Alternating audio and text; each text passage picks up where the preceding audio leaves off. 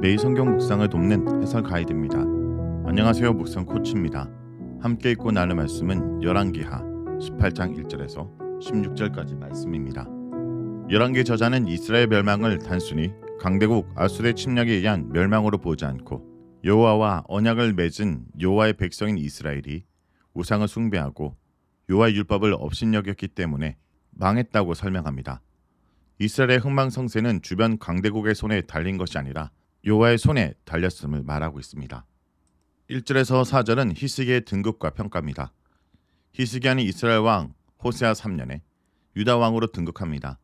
그가 왕이 되었을 때 나이는 25세로 예루살렘에서 29년간 다스렸고 그의 어머니의 이름은 아비요 스가리아의 딸이었습니다.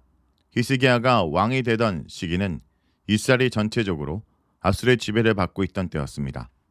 그는 여호와 앞에 악을 행하고 이스라엘 길로 행하며 우상 숭배를 열심히 하던 자신의 아버지 아하스와 달리 여호와 보시기에 정직하게 행하였는데 그의 조상 다윗의 모든 행위처럼 정직하게 행했다라는 가장 좋은 평가를 받습니다.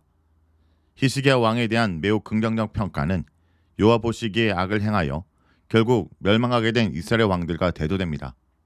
여호와 보시기에 정직하게 행한 것이 동시대의 이스라엘이 망하는 사이에 유다는 망하지 않는 이유라고 열왕기 저자는 말하고 있습니다. 사전에 히스기야가 여호와 보시기에 정직하게 행한 구체적인 일들을 열거하는데 첫째로 여러 산당을 제거했습니다. 그동안 많은 왕들이 우상들을 제거하였지만 산당을 제거하지 않아 백성들이 다른 신들에게 분향하게 만듦으로 부정적인 평가를 받았습니다. 하지만 히스기야는 가장 문제가 되었던 산당을 제거했다는 말이 먼저 나옵니다. 둘째, 주상을 깨뜨리고 아세라 목상을 잘라내었습니다. 이것은 이스라엘이 섬기던 바알과 아세라 같은 우상을 제거했다는 것입니다. 아세라의 경우는 매우 끈질기게 이스라엘 초기부터 이스라엘에게 신앙의 대상이 되어 왔습니다. 첫째, 모세가 만든 놋뱀을 부쉈습니다. 모세가 만든 놋뱀은 민수기 21장 6절에서 9절에 등장하는 것으로 이스라엘 백성들이 불뱀에 물려 죽게 되었을 때 놋뱀을 보면 치료되었습니다. 이후로 이스라엘 백성들은 놋뱀을 병을 치료하는 능력이 있는 우상으로 섬기며 분향했던 것 같습니다. 놋뱀에 대한 이야기는 민수기 이후 여기에서 처음 언급되지만 이때까지라는 말 속에 놋뱀을 섬기는 것이 매우 오래된 전승이라는 것을 알 수 있습니다.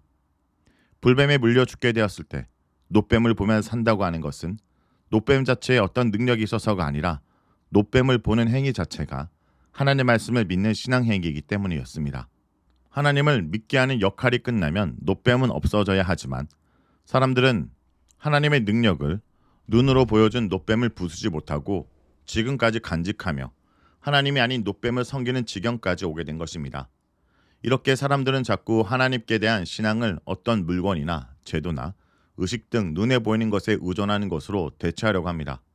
하지만 하나님께 대한 신앙은 보이는 것을 믿는 것이 아니라 보이지 않지만 분명히 살아계신 하나님을 믿는 것입니다.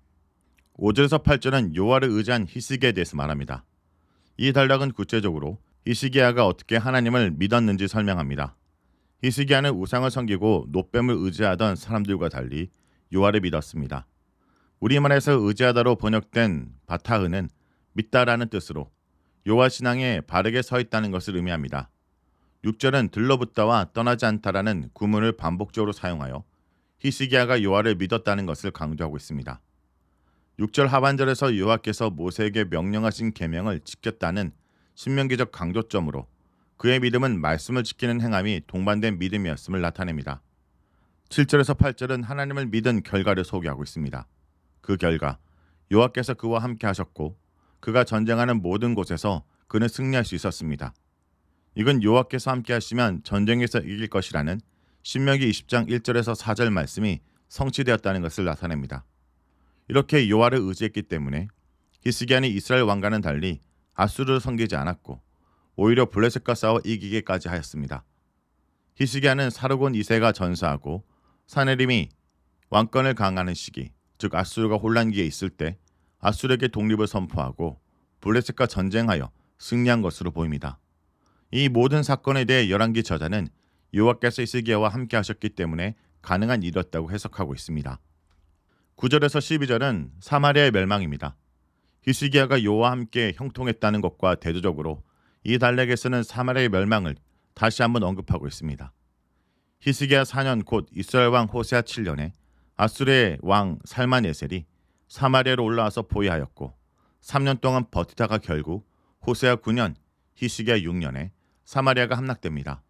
10절 문장 앞뒤로 함락하다라는 단어 라카드를 능동태와 수동태로 사용하여 사마리아가 함락된 것을 강조하고 있습니다. 11절은 아수르 왕이 이스라엘 사람들을 고산 강가에 있는 할라와 하볼과 메대 사람의 여러 성읍에 포로로 끌고 갔다라는 것을 보고합니다. 12절은 이스라엘이 아수르에게 함락당한 이유를 설명하는데 그것은 여호와의 말씀을 듣지 않았고 언약과 모세가 명령한 것을 따르지 않았기 때문입니다. 여호와의 말씀에 순종하지 않아 멸망한 사마리아는 현재 하나님의 말씀에 순종하고 하나님과 동행하며 전쟁에 이긴 히스기야와 대조됩니다. 이것은 열왕기 저자 관점이 여호와의 말씀에 순종하면 형통하고 순종하지 않으면 멸망한다 말하는 신명기의 관점을 따르고 있다는 것을 잘 보여줍니다. 13절에서 16절은 아수르에게 조공을 바친 히스기야에 대해서 말합니다. 이야기는 다시 히스기야로 돌아옵니다. 히스기야 14년에 아수르 왕 사네림이 유다에 쳐들어와 유다의 경관 성읍들을 쳐서 정령합니다. 사네림이 쳐들어온 이유는 이전에 빼앗긴 블레셋에 대한 통제권을 다시 얻고 유다의 요새된 성읍들을 파괴함으로써 블레셋 평야 동쪽에 가해지는 유다의 위협을 제거하기 위해서였습니다. 사네립의 기록에 따르면 성벽으로 둘러싸인 성체들과 수많은 마을들을 비롯해 유다의 요새화된 성읍 46개가 점령했다 하는데 점령된 많은 성읍들은 해안 평야에 있는 것들이었습니다. 이렇게 사네림의 공격이 강해지자 히스기야는 아수르 왕 사네림에게 항복하고 그에게 조공을 바치겠다 약속합니다. 여기서 죄를 지었다는 표현은 왕의 말을 어겼다는 의미입니다. 사네림은 은 300달란트와 금 30달란트를 내놓으라 했습니다. 그러자 히스기야는 이 돈을 충당하기 위해 다른 왕들처럼 여호와의 성전과 왕궁 곳간에 은을 주었습니다. 하지만 이것으로 모자라 성전 문의 금과 기둥이 입힌 금까지 모두 벗겨서 아수르 왕에게 주었습니다. 이것은 사네림이 이끄는 아수르 군대가 매우 강성하여 히스기야가 감당하기 어려운 상황이었다는 것을 보여줍니다. 이 상태가 계속되면 유다도 이스라엘과 같은 운명이 될 수밖에 없음을 암시하고 있습니다. 북이스라엘이 아수르에 멸망하고 유다 성읍들도 차례대로 아수르에게 점령당하자 이렇게 히스기야는 하나님을 신뢰하던 마음을 접고 가장 현실적인 대안을 찾았습니다. 아수르에게 항복하고 그를 만족시키기 위해 은 300달란트와 금 30달란트를 바치기로 한 것입니다. 그러는 사이에 그는 하나님을 까맣게 잊었고 하나님은 무기력하고 초라한 분이 되었습니다. 위기 때, 고난의 시기에 하나님은 우리에게 어떤 분인지 돌아보기 원합니다. 말씀을 놓고 기도하겠습니다. 주님, 우리 삶 가운데 위기 때 말로 주님을 붙들을 때만 고백합니다. 주님, 우리와 함께 하시옵소서. 흔들린 세상 속에도 주님을 향한 마음이 흔들리지 않고 주님을 굳게 붙들기 원합니다. 우리와 함께 하시옵소서. 예수의 이름으로 기도합니다. 아멘.